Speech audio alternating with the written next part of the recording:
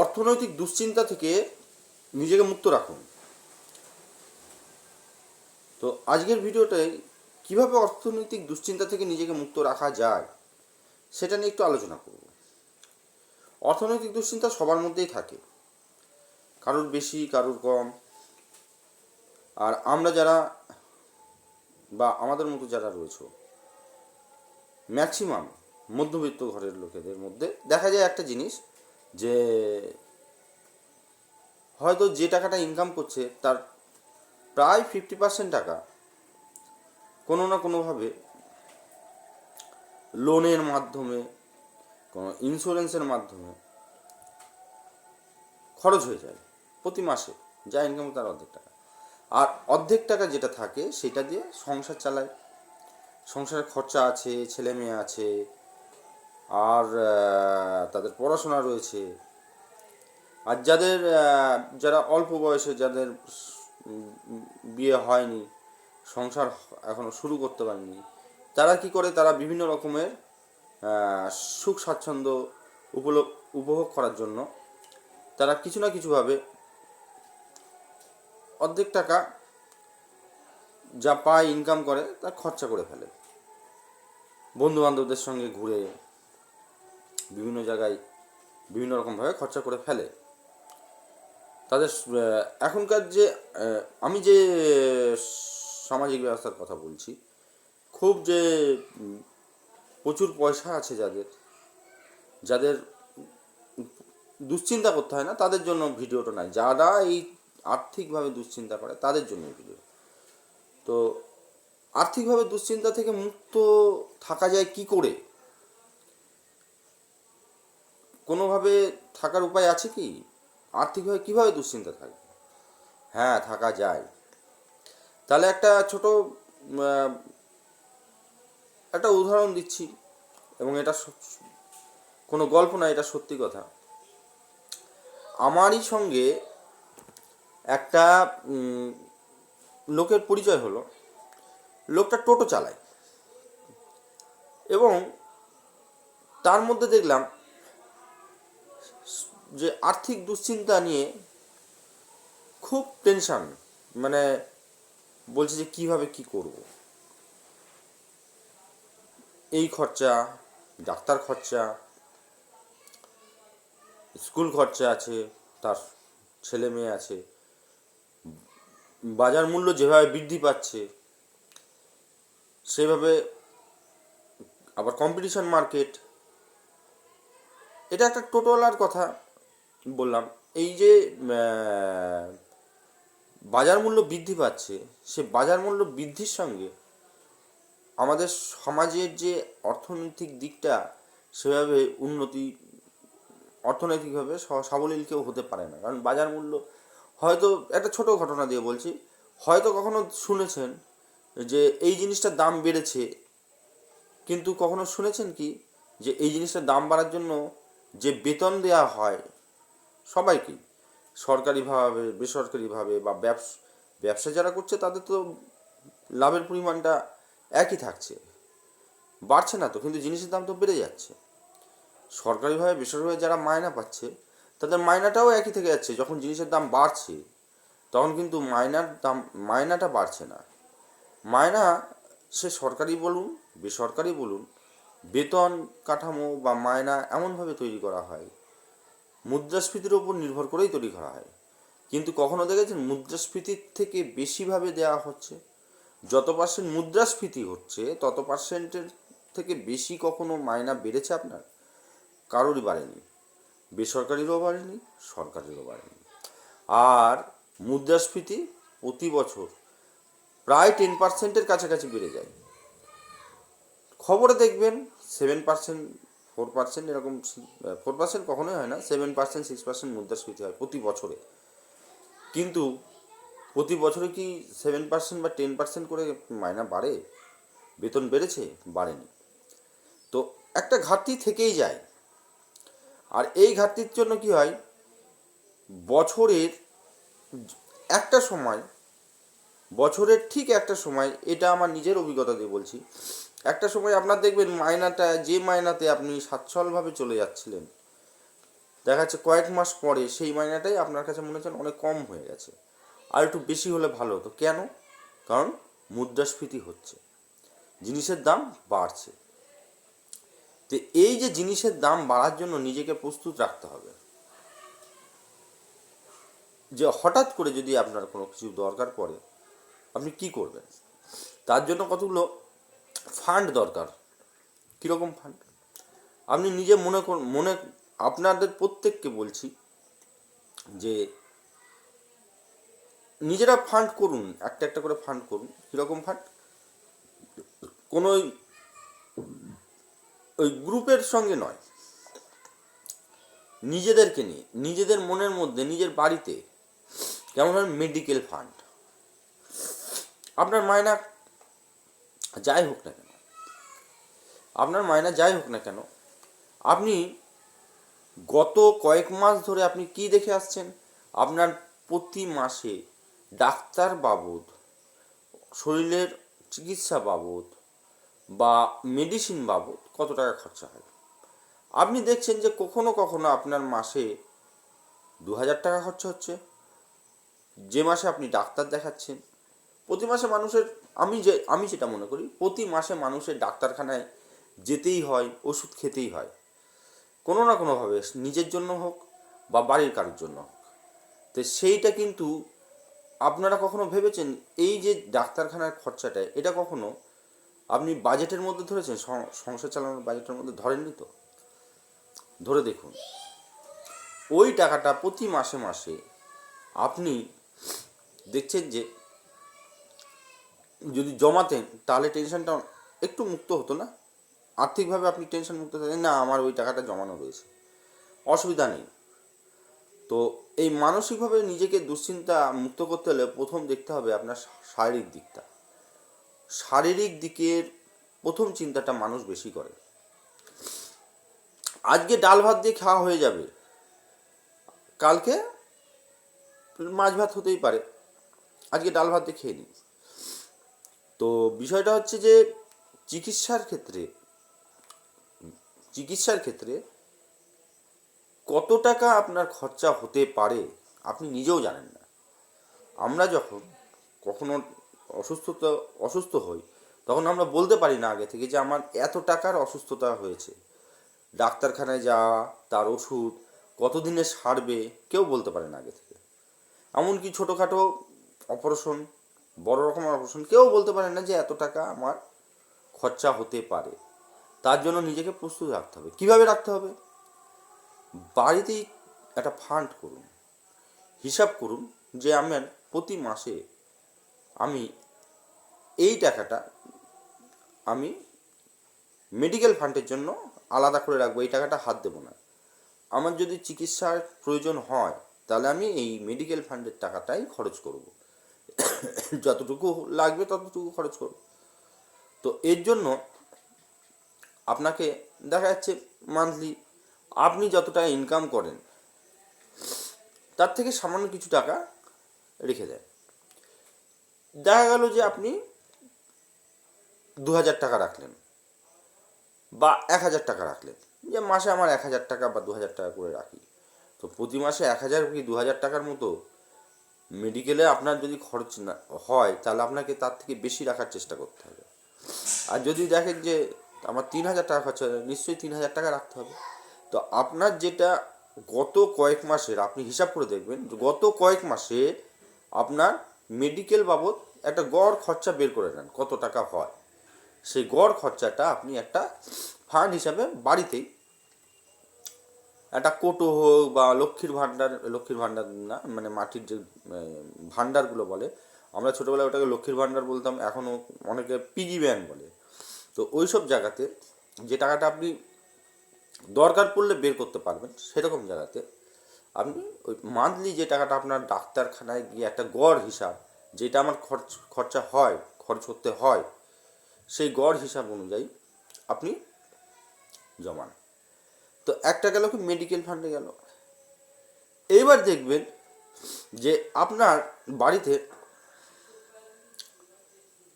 বাচ্চা কাচ্চা আছে বা আপনার নিজের কিছু ছোটোখাটো হাত খরচা আছে।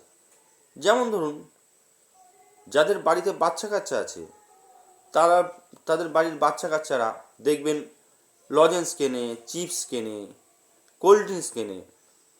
তো এই যে ছোট ছোট ছোট ছোট খরচাগুলো কিভাবে যেন 5 টাকা 10 টাকা তো দাম, কিন্তু যেন অনেকটাই খরচা হয়ে যায় যদি সারা মাসের একটা হিসাব করা যায়, তাও 2-3 হাজার টাকার মতো হয়ে যায়। এটাও কিন্তু বোঝা যায় না। এটাও একটা সংসার চালাতে গেলে বা আপনার সারা মাসের যে ইনকাম তার উপর একটা এফেক্ট পড়ে। ঠিক আছে, এটা কিন্তু অনেকেই হিসাব করে না। ঠিক আছে, 5 টাকা লাগছে নিয়ে যাও, 10 টাকার আইসক্রিম খাবে তো নয় নিয়ে যায়।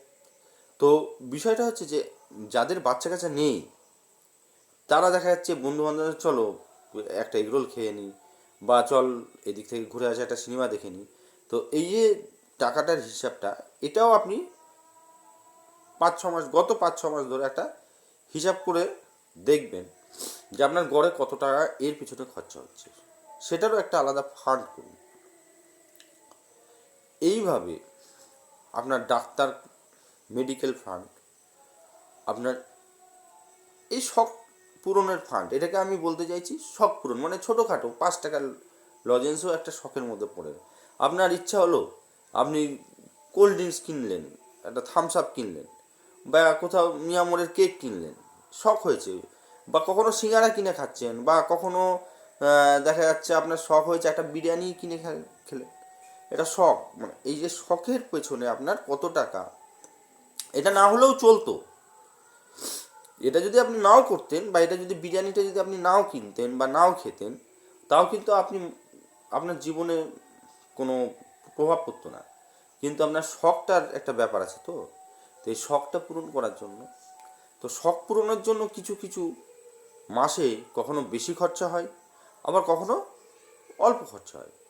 তো আপনি এটা গত 4-5 মাস ধরে যা খরচা করেছেন সেটার একটা গড় বের করুন, তারও একটা ফান্ড আলাদা করে একটা পিগি ব্যাংকের মধ্যে রাখুন। আমি বলতে চাইছি যে এটা ব্যাংকে রাখলেও হয়, কিন্তু ব্যাংকে রাখা বা পিগি ব্যাংকে রাখা একই, কারণ এটা আপনার পরের মাসে লাগতে পারে। ব্যাংকে রাখলে কি হবে, টাকা ব্যাংকে রাখা সেফটি, কিন্তু ইন্টারেস্টটা আপনি পাবেন কি পাবেন না সেটা পরের ব্যাপার। তো এইটা প্রথম ব্যাংকে আমি বলবো কখন রাখা উচিত বা কখন রাখতে হবে ব্যাংকে। প্রথম আপনি এরকমভাবে ফান্ড তৈরি করুন, বাড়িতে একটা খাতা পেন নিয়ে বসুন, খাতা পেন নিয়ে বসে আপনি একটা ছক করুন যে আপনার বাজারে গেলে চা বিস্কুট খাই, বাজারে গেলে মানুষের চা বিস্কুট খায়, বন্ধু বান্ধবের সঙ্গে দেখা হবে, সেখানে দেখা যাচ্ছে আপনার বন্ধু বান্ধবদের একটু চা বিস্কুট দিতে খাওয়াতে হয়, একটা ভদ্রতার ক্ষেত্রে অনেক কিছু ব্যাপার আছে, সেই জন্য কী হয়, তো খরচা হয়। তো এই একটা ফান্ড করুন যে না, আমার এই বাবদ একটা খরচা হয়, তো এইভাবে ছোটো ছোটো ছোটো ছোটো ফান্ড করুন। দেখবেন প্রথম মাসে আপনি যে টাকাটা ওর পেছনে রেখেছেন ততটা খরচা হয়েছে কিনা। মেডিকেল বাবদ এত টাকা, ধরুন আপনি মেডিকেল বাবদ 2,000 টাকা রেখেছেন, কিন্তু দেখলেন যে আপনার মেডিকেল বাবদ 2,000 টাকা খরচা হয়নি ওই মাসে, প্রথম মাসে। মেডিকেল বাবদ আপনার দেখা যাচ্ছে 1,500 টাকা খরচা হয়েছে, ভালো ছিলেন, সুস্থ ছিলেন, কোনো সেরকম প্রভাব পড়েনি, শারীরিকভাবে আপনি সুস্থ ছিলেন, বাড়ির সকলেই সুস্থ ছিল। তো 500 টাকাটা আপনি কি করলেন, রেখে দিলেন, কারণ কি আপনার মেডিকেলে তো আর খরচা হয়নি, মেডিকেল বাবদ তো 2,000 হওয়ার কথা, সেখানে 2,000 হয়নি, 500 টাকা রেখে দিলেন। পরের মাসে আপনি আবার 2,000 টাকা ওই ফান্ডে রেখে দিন। যদি পরের মাসে আপনি দেখলেন যে গত মাসে 1,500 টাকা আমার খরচা হয়েছে, 2,000 টাকা রেখে 500 টাকা বেঁচেছে, পরের মাসেও আপনি দেখলেন যে না, 1,500 টাকা খরচা হয়েছে, 500 টাকা বেঁচে গেল। আর যদি বাই চান্স কোনো কারণে আপনার যদি 1,500-এর বেশি 2,000 টাকা খরচা হয়, সেটা তো আপনি রাখছেনই। আর যদি 2,000-এর বেশি 2,500 টাকা খরচা হয়, তাহলে আপনার কিন্তু পরে গত মাসের 500 টাকা কিন্তু আপনাকে ব্যাকআপ দেবে। এইবার কথা হচ্ছে যে এইটা যদি আপনি রেগুলার প্রতি মাসে আস্তে আস্তে আস্তে আস্তে জমাতে থাকেন, পার মান্থ মেডিকেল বাবদ 2000 টাকা করে যদি রাখেন, আমি যেটা মনে করি যে একটা টাইমে দেখবেন আপনার হাতে অন্ততপক্ষে 10,000 টাকা জমে গেছে। সেটা 5 মাসে 2000 টাকা হলে 10 মাস হয়, সেখানে 5 মাসের জায়গায় আমি ধরলাম 10 মাসে, 10 মাসে 10,000 টাকা জমলো। 10 মাসে একটা বছর আপনি যদি এইভাবেই করতে থাকেন, চালাতে থাকেন, একটা বছর চালানোর পর দেখবেন আপনার এখানে অন্তত 7 থেকে 8 হাজার টাকা হেসে খেলে জমে যাচ্ছে।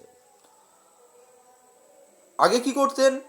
আগে এই টাকাটা যখন আপনি এই ফান্ড তৈরি করেননি, তখন এই টাকাটা আপনি কোনো না কোনোভাবে খরচা করে ফেলতেন। আর এখন 1 বছর পর আপনার কিন্তু মাথার থেকে একটা চিন্তা বেরিয়ে গেল, আপনি দুশ্চিন্তামুক্ত হলেন অর্থনৈতিকভাবে। কিসের? যে মেডিকেল বাবদ আমার কাছে টাকা আছে, শরীর অসুস্থতা, জ্বর হোক, সর্দি হোক, কাশি হোক, আমি একটা ফান্ড করে রেখেছি, আমার নিজস্ব ফান্ড, মেডিকেল ফান্ড। সেইখান থেকে আমি দুশ্চিন্তায় আমি মুক্ত হয়ে আছি। চিন্তা করবেন না আপনার চিকিৎসা বাবদ বা ডাক্তার বাবদ কোথা থেকে টাকা পাবো, কিভাবে এই মাসটা চালাবো, এই মাসে এত টাকা খরচা হয়ে গেছে। এই চিন্তা থেকে আপনি একটু হলেও মুক্ত হয়ে যাবে। এবং যত দিন যাবে, যত বছর যাবে, আপনি আপনার হিসাব মতো মেডিকেল ফান্ডে টাকা রাখতে থাকবেন। আপনার হিসাব মতো আপনি সেইভাবে মেডিকেল ফান্ডের টাকা রেখে আপনি দেখবেন আপনি নিজে অনেকটাই দুশ্চিন্তাগ্রস্ত থেকে, অর্থনৈতিকভাবে দুশ্চিন্তাটা থেকে মুক্তি হয়ে যাচ্ছে। এরপরে ফার্স্টে আমার কথা বলার এটাই জানানো উদ্দেশ্য যে আপনি আগে স্বাস্থ্যের পেছনে মেডিকেল ফান্ড আগে তৈরি করুন। যখন মেডিকেল ফান্ডটা তৈরি হয়ে যাবে, আপনি নিজেই বুঝতে পারবেন যে এইবার যে শখ পূরণের যে ফান্ড, সেটা করা উচিত। কারণ শখ পূরণটাও এক সময় কী হয় বোঝা যায় না। যে দেখা যাচ্ছে আমি থামস আপ কিনতে গেলাম 99 টাকার একটা 2 লিটারের বোতল, কিন্তু থামস আপ কিনতে গিয়ে দেখা যাচ্ছে থামস আপ 2 লিটারের বোতল তো কিনে আনলাম ঠিকই, কিন্তু তার সঙ্গে দেখা যাচ্ছে আরও অন্য কোনো জিনিস কাস্টমার পেয়েছেন, একটা কেক, প্যাটিস, যাই হোক কিনে আনলেন। রাস্তাঘাটে যাচ্ছেন, আম, লিচু, বিভিন্ন রকম ফলমূল আছে, একটু মনে হলো যেন আম নিয়ে যাই, তো আম নিতে গিয়ে দেখলেন যে লিচুটা বেশ ভালো লাগছে, লিচুটাও নিয়ে নিই। তো এগুলো কিন্তু সব মানুষের সবসময় কেনে না, মাঝে সাঝে কেনে, ফল টলও কেনে মাঝে সাঝে কেনে। তো এগুলো খরচাগুলো কেমন হয়, কখনো বেশি হয়, কখনো কম হয়। তো এই ধরনের খরচা যেগুলোর কোনো মানে হিসাব আপনি পান না, কখনো বেশি হচ্ছে, কখনো কম হচ্ছে, সেই বিষয়গুলোর ওপর আপনি একটা করে ফান্ড তৈরি করুন, ছোট ছোট করে ফান্ড করুন। আর যেগুলো মান্থলি খরচা হয়, যেমন সংসারে সর্ষের তেল, রান্নার তেল, গ্যাস, মুদিখানা বাজার, তারপর হচ্ছে আপনার চাল ডাল, এগুলো তো একটা প্রতি মাসে দেখবেন এগুলো একটা লিমিট, আপনি তার থেকে বেশি করেন না, লিমিট আছে, ওই লিমিটে থাকে।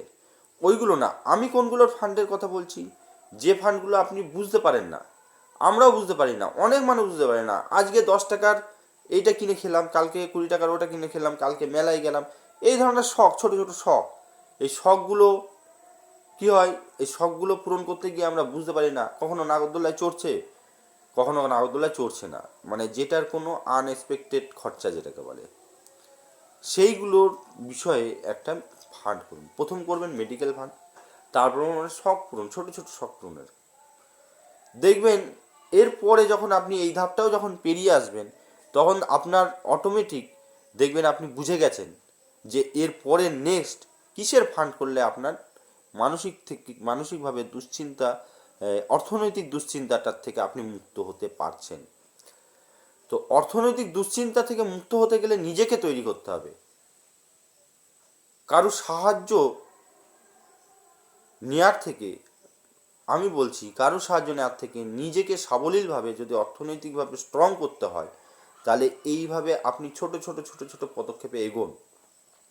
দেখবেন যে আপনি অর্থনৈতিকভাবে অনেক বেশি দুশ্চিন্তামুক্ত হয়েছেন। অনেকে আছে যারা আমার ভিডিওটা দেখছে, তারা অনেক বেশি হয়তো তার উপার্জন করে, তাদের অর্থনৈতিক দুশ্চিন্তা নাও থাকতে পারে, কিন্তু তাদের মধ্যেও অর্থনৈতিক দুশ্চিন্তা আছে, হয়তো ছোট বিষয় না, বড় বিষয় নেই। তো তারাও সেই বিষয়টা দেখুন, ভাবুন যে কোন জায়গাটা আমার আনএক্সপেক্টেড খরচা হচ্ছে, হিসাব করে পারা যাচ্ছে না, কোনো মাসে কম হচ্ছে, কোনো মাসে বেশি হচ্ছে, বোঝা যাচ্ছে না। অনেকেই আছে যারা প্রতি বছর 2বার কি 3বার বেড়াতে যায়। তাদের মধ্যে দেখবেন যে তারা একটা ফান্ড করে রাখে বেড়াতে যাওয়ার জন্য, ট্রাভেলিং ফান্ড, বাড়িতেই পয়সা জমাচ্ছে। 3 মাস 4 মাস জমানোর পর দেখছেন যে তারা বেড়াতে যাচ্ছে। এইভাবে নিজেরা কি করছে, অর্থনৈতিক দুশ্চিন্তা থেকে নিজেকে মুক্ত রাখছে এবং বেড়াতে যাচ্ছে, একটা ভ্যাকেশন হচ্ছে, মন ভালো থাকছে, শরীর সুস্থ থাকছে। করে দেখুন, ছোট ছোট ফান্ড করে দেখুন। প্রথমে ছোট ছোট লাগবে, প্রথমে একটু অবাক হবে যে এই টাকাটা রাখছি, এই তো খরচ হয়ে যাচ্ছে। রাখতে থাকুন, একটা সময় দেখবেন 1 বছর 2 বছর 3 বছর পর দেখবেন যে আপনি কত টাকা থেকে কত টাকায় পৌঁছে গেছে আপনার ওই ফান্ড, এবং আপনার যে দুশ্চিন্তা ছিল, অর্থনৈতিক যে দুশ্চিন্তা ছিল, সেই দুশ্চিন্তার থেকে আপনি কতটা মুক্ত হয়ে গেছেন। মানুষের অর্থনৈতিক দুশ্চিন্তা যতই কেউ, আমার যেটা মনে হয়, যতই যে বেশি ইনকাম করুক না কেন, তার মধ্যে অর্থনৈতিক দুশ্চিন্তা থাকে আনএক্সপেক্টেড খরচার মাধ্যমে। যার যেমন ইনকাম তার তেমন খরচা, এটা একটা প্রবাদ আছে। কেউ দেখা যাচ্ছে, আমি বলছি, কেউ দেখা যাচ্ছে 20,000 টাকা মাসে ইনকাম করছে, তার মধ্যেও অর্থনৈতিক দুশ্চিন্তা আছে। কেউ দেখা যাচ্ছে 50-60 হাজার টাকা মায়না মাসে ইনকাম করছে, তার মধ্যেও আছে। কেউ 1 লাখ টাকার উপর ইনকাম করছে, তার মধ্যেও কিন্তু অর্থনৈতিক দুশ্চিন্তা আছে। কেন আছে অর্থনৈতিক দুশ্চিন্তা জানেন? আনএক্সপেক্টেড খরচাগুলো, যেগুলো এক্সপেক্ট করা যায় না প্রতি মাসে, কখনো বেশি হয়, কখনো কম হয়, সেই খরচাগুলোকে আপনাকে বের করতে হবে, খাতা পেন নিয়ে একটা ছক করতে হবে যে এইটা আমার ওই খরচার মধ্যে আছে। সেই খরচার একটা ফান্ড বাড়িতে করুন, বাড়িতে জমান টাকাটা প্রতি মাসে মাসে। 5-6 মাস পর দেখবেন কত টাকা ওর মধ্যে খরচা হয়েছে, কত টাকা খরচা হয়নি। যে টাকাটা খরচা হয়নি সেটাই আপনি ব্যাংকে তখন ফিক্সড করে দিতে পারেন বা রেখে দিতে পারেন, আবার বাড়িতে জমান। আপনি আপনার খরচার ক্যাটাগরিটা ভাগ করে নিন, দেখবেন আপনি অর্থনৈতিকভাবে দুশ্চিন্তামুক্ত হয়ে গেছেন একটা সময় গিয়ে। আরও দুশ্চিন্তা থাকে, কিন্তু এত এত দুশ্চিন্তা মাথায় নিয়ে থাকার থেকে একটু হালকা দুশ্চিন্তা নিয়ে থাকলে ঠিক আছে। ভালো থাকবেন, সুস্থ থাকবেন।